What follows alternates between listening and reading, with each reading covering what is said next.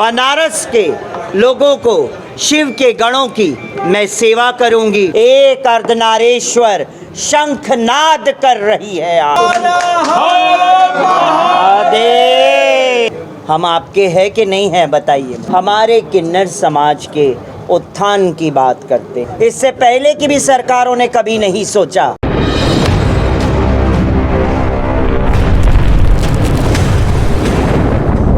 देखिए, अर्धनारेश्वर के धाम में आई हूँ और आप सब शिव के गण हैं, है ना कि नहीं हैं? बनारस वासी तो शिव के गण हैं, काशी वासी तो शिव के गण हैं और शिव के गणों की सेवा करने अर्धनारेश्वर आई है। क्या तैयारी है? तैयारी ये है कि अब चुनाव लड़ेंगे और हम हमारे हक की बात करेंगे, हमारे समाज के हक की बात करेंगे, है ना, जो आज तक हमारे समाज के बारे में सोचा नहीं गया। सरकार आई 10 वर्ष हुआ कि नहीं हुआ? हुआ ना? क्या आप लोगों ने सुना कि हमारे समाज के उत्थान के बारे में सोचा है? मैं आप पत्रकार भाइयों से, मेरे बच्चों से पूछती हूँ, मैं गलत बोल रही हूँ या सही बोल रही हूँ? तो बस हम इसीलिए शंखनाद करेंगे कि हमारे समाज को मेन स्ट्रीम में लाने के लिए लोकसभा में और संसद में बैठ के हमारे समाज की हम बात कर सके, हमारे समाज की पीड़ा बता सके। आज भी हमारा समाज दयनीय स्थिति में चल रहा है और मैं क्या, आप सब जानते हैं कि आज भी किन्नर समाज को भीख मांगना पड़ता है सड़कों पे। क्यों मांगना पड़ता है? मैं गलत बोल रही हूँ या सही बोल रही हूँ? आप बताइए सब, मैं गलत बोल रही हूँ? आज भी भीख मांगना पड़ता है हमारे किन्नर समाज को। आज भी कई किन्नर समाज प्रोस्टिट्यूशन करने पे मजबूर है। क्यों है मजबूर? मैं सरकार से पूछना चाहती हूँ। आज पूछता है हमारा किन्नर समाज। इसीलिए मैं इस वाराणसी भगवान अर्धनारेश्वर की भूमि है, आप शिव गणों की भूमि है। इस शिव गणों की भूमि पे, इस अर्धनारेश्वर की भूमि पे एक अर्धनारेश्वर शंखनाद कर रही है आज कि हमारे किन्नर समाज के उत्थान के लिए, उनको मेन स्ट्रीम में लाने के लिए अखिल भारतीय हिंदू महासभा, स्वामी चक्रपाणी जी, ऋषि द्विवेदी जी और हमारे बाजू में बैठे हैं श्रीकांत पांडे जी और यहाँ के जो वाराणसी के अखिल भारतीय हिंदू महासभा के अध्यक्ष, क्या नाम है? विशाल नारायण जी, सुनीता अग्रवाल, ये सब ने मिलके यही सोचा है कि इस बार किन्नर समाज के उत्थान के लिए कार्य करेंगे हम, क्योंकि हमें अपनी बात संसद तक पहुंचानी है, हमें हमारी बात सरकारों के कानों तक पहुंचानी है। ये हमारी आवाज़ की गूंज उन तक पहुंचनी चाहिए। आज हमें खड़े होना पड़ रहा है, इसीलिए लोकसभा चुनाव और वो भी नरेंद्र मोदी जी के अगेंस्ट में इसीलिए खड़ी हूँ कि मेरा किन्नर समाज आज भी भीख मांगना पड़ रहा है।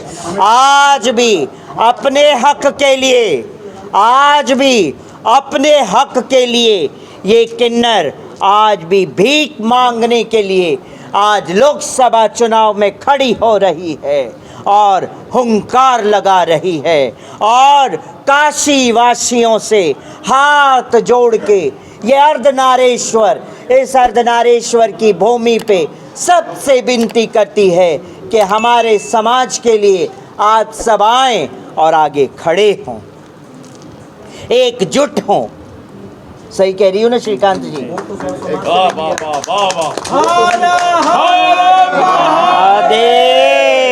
वोट तो सर्व समाज से आप लेंगी, किन्नर समाज ही कर रही है और लोग। अच्छा, मैं आज आपने ये बहुत अच्छा सवाल पूछ लिया। किन्नर समाज के लिए मैंने मांग लिया तो आपको बुरा लगा। और किन्नर समाज, जब आपके घर में बच्चा पैदा होता है, जब विवाह शादियां होती है, तब आप ही लोग किन्नर समाज की दुआएं लेते हैं कि नहीं लेते हैं? मुझे इसका जवाब दें आप। किन्नर समाज दुआ देने आता है कि नहीं आता है? आपके दरवाजे पे आता है कि नहीं आता है? मुझे बताएं। आता है ना? किन्नर समाज सबके समाज के उत्थान के लिए आशीर्वाद देती है, दुआएं देती है, और आपके सर से जितनी भी बलाएं हैं लेके चली जाती है वो। हाँ, और आज आप मुझे ऐसे कह रहे हैं कि आप किन्नर समाज की बात कर रहे हैं, बाकी की नहीं। तो बाकी की बातें तो हम आशीर्वाद के रूप में सबको देते हैं। बनारस के किन्नरों को कैसे समझा पाएंगे आप? बनारस के किन्नर समझदार है, और जो रियल किन्नर होंगे वो समझ जाएंगे इस बात को कि ये महामंडलेश्वर हेमांगी सखी खड़ी है तो आज हमारे समाज के लिए खड़ी है। लेकिन एक चीज आप ये बताइए कि आज़ादी के बाद से अगर किन्नर समाज के लिए कुछ किया गया है तो मोदी जी ने किया है। क्या किया? क्या किया है? वो एक अलग आप मुझे नहीं, मुझे बताइए ना, क्या किया है आज तक? मुझे आपके पास डिटेल्स होगा ना, है ना? उन्होंने एक पहचान दिलाया, क्या? जेंडर की पहचान दिलाई, मोदी सरकार ने दिलाया। अच्छा, मगर एक चीज़ है, थर्ड जेंडर की आप पहचान की बात करते हैं, रोज़ी रोटी की बात करते हैं किन्नर समाज की। किन्नर समाज कहाँ से रोज़ी रोटी चलाएगा अपना? आज भी आपने पहचान तो बोल दिया कि पहचान दिला दी मोदी जी ने, है ना, मगर किन्नर समाज आज भी भीख क्यों मांग रहा है? मोदी जी के राज्य में हमारे राजा के होते हुए भी राजा भूल बैठे हैं कि उनकी एक प्रजा थर्ड जेंडर भी है। हमारा मुद्दा यही है, किन्नर समाज को मेन स्ट्रीम में लाना चाहिए। बेटी बचाओ बेटी पढ़ाओ का नारा हमने कभी गलत कहा है? नहीं कहा है, होना, मगर साथ साथ में आपने किन्नर बचाओ किन्नर पढ़ाओ के बारे में सोचा है? किन्नरों को शिक्षित करने के बारे में सोचा है? नहीं सोचा है ना? सबका साथ सबका विकास का नारा तो बहुत अच्छा रहा, मगर सबका साथ तो मिला, क्या सबका विकास हुआ है? हुआ है तो मुझे बताए, सबका विकास हुआ है? सबके विकास के साथ साथ किन्नर समाज का विकास हुआ है? क्या पहला मुद्दा रहेगा कि हमें इस पे काम करना चाहिए? पहला मुद्दा तो हमारा यही रहेगा कि पहले जो ग्राउंड लेवल के लोग हैं उनकी सेवाएं होनी चाहिए, उनके तकलीफ़ों को उनके कष्टों को समझना चाहिए। हमारा जीवन तो समर्पण है समाज के लिए, समाज के उत्थान के लिए। किन्नर जीती किसके लिए? आप समाज के लिए ही तो किन्नरों का जीवन है। जीवन जिएगी भी समाज के लिए और ये किन्नर मरेगी भी समाज के उत्थान के लिए। और समाज में नर नारी और अर्धनारी तीनों आते हैं। मैं कभी पार्शलिटी नहीं करती हूँ कि मेरा किन्नर समाज, मेरा तो आप भी सब हमारे ही हैं, आप हमारा परिवार है। मगर आज मुझे किन्नर समाज के बारे में क्यों मुद्दा उठाना पड़ा है? आपने देखा राम मंदिर का भी मुद्दा आपने देखा ना? आप सब जानते हैं ना राम मंदिर के बारे में भी। राम मंदिर के पक्षकार सबसे पहले कौन थे? अखिल भारत हिंदू महासभा। सुन, है ना? उनको तो इनविटेशन तक नहीं मिला राम मंदिर के लिए। अर्जुन ने बृहन्नला का जीवन बिताया। श्रीखंडी गंगा पुत्र भीष्म के सामने खड़ी रही। अभी हमारे भारत के राजा यशस्वी प्रधानमंत्री नरेंद्र मोदी जी कहा कि हम गंगा पुत्र है, तो मैं आज आपके चैनल के माध्यम से ये कहूँगी, आप गंगा पुत्र भीष्म हैं, तो मैं श्रीखंडी खड़ी हूँ आपके सामने। आप आए और नतमस्तक हो इस श्रीखंडी के सामने, इस बृहन्नला के सामने, इस अर्धनारीश्वर के सामने, और हमारा जो शंखनाद है उस शंखनाद को एक्सेप्ट करें आप। काशी में कहते हैं इस बार 400 पार है, तो कितनी सीटें आप निकाल पाएंगे? अर्धनारेश्वर बैठे हैं ना, जितनी ज़्यादा सीटें होंगी आएंगी, क्यों नहीं आएंगी। मुझे काशी वासी पे भी भरोसा है कि अर्धनारेश्वर को कभी नाराज नहीं करते। आज आप काशी में जो चुनाव लड़ रही हैं वो शिखंडी के रूप में लड़ रही हैं, बृहन्नला के रूप में लड़ रही हैं, अर्धनारेश्वर के भी रूप में लड़ रही हैं। शिखंडी तो मौत का कारण था।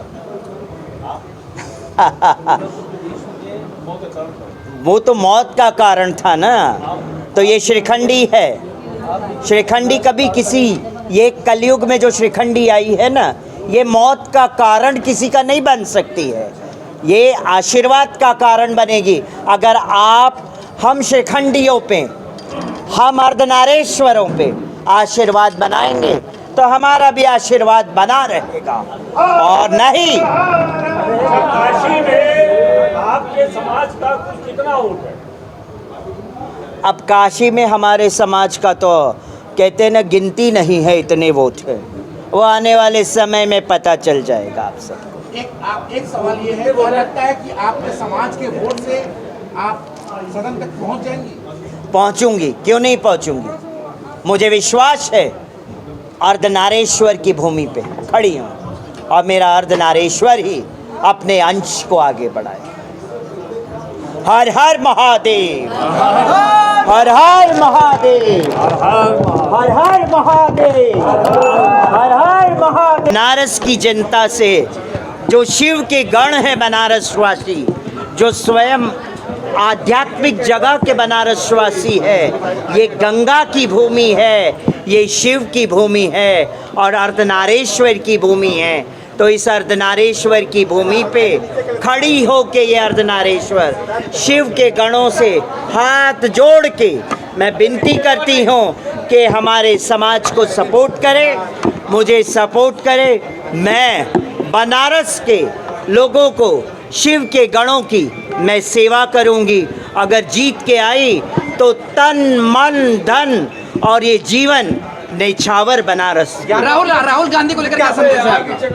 राहुल गांधी क्या संदेश देना चाहती है? क्या कहना चाहती है? अगर राहुल गांधी आपको सुन रहे हैं, क्या कहना चाहती है राहुल गांधी को? मैं उनको कहना चाहूँगी, नतमस्तक हो जाओ हमारे सामने, क्योंकि अब अर्धनारेश्वर ने शंखनाद करना चालू कर दिया है, और बहुत जल्द आपको ये भी सूचना मिल जाएगी कि अब कल से वो शंखनाद होगा, शोभा यात्रा भी निकलेगी, और गली गली घर घर जाके मैं भिक्षा मांगूंगी कि मुझे भिक्षा में आपका कीमती वोट दीजिए, जिससे मैं बनारस वासियों की, काशी वासियों की सेवा कर सकूं। 400 में से कितनी सीटें मान रही हैं आप बीजेपी के लिए? बीजेपी अब की बार 400 पार मैं अपने लिए मांग रही हूँ, अर्धनारेश्वर मांग रही है, अब की बार 400 पार।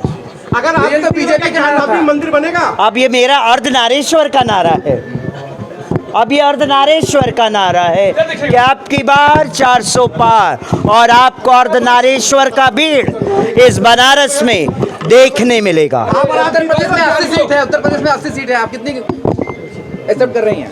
मैं तो पूरी की पूरी एक्सेप्ट कर रही हूँ, क्या अगर आप जीतती, और मुझे सब मेरे बनारस वासियों पे भरोसा है। कि अगर आप जीतती तो ज्ञानवापी में मंदिर बनेगा?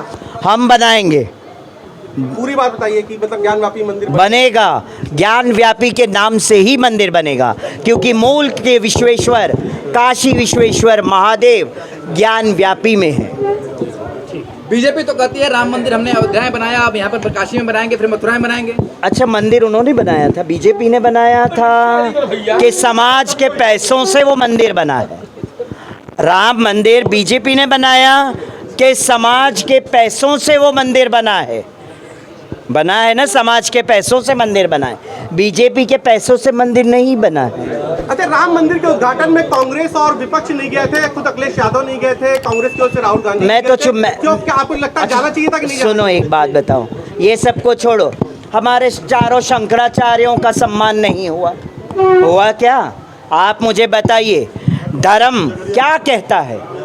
धर्माचार्यों का सम्मान करें आप सब। अगर राम मंदिर का प्राण प्रतिष्ठा हुआ तो प्राण प्रतिष्ठा हमारे चार पीठ के चारों शंकराचार्यों के हाथों से राम मंदिर का प्राण प्रतिष्ठा होना चाहिए था। मैं गलत कह रही हूँ या सही कह रही हूँ? हाँ, हर हर महादेव, जय श्री राम।